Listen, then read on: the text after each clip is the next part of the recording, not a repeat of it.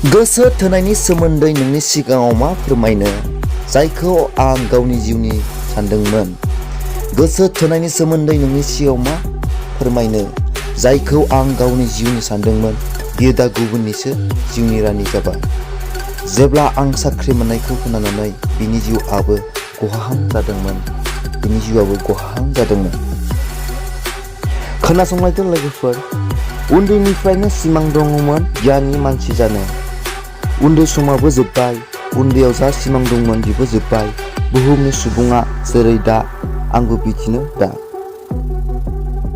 नैबे मोनसे शायरिया जादों स्टेटासखौ लाना लिरनाय शायरि। स्टेटासखौथ' गासैबो मानसिफ्रानो 100 बार होयो। जेब्ला आं स्टेटास होयो 1000 जन मानसिया नायो।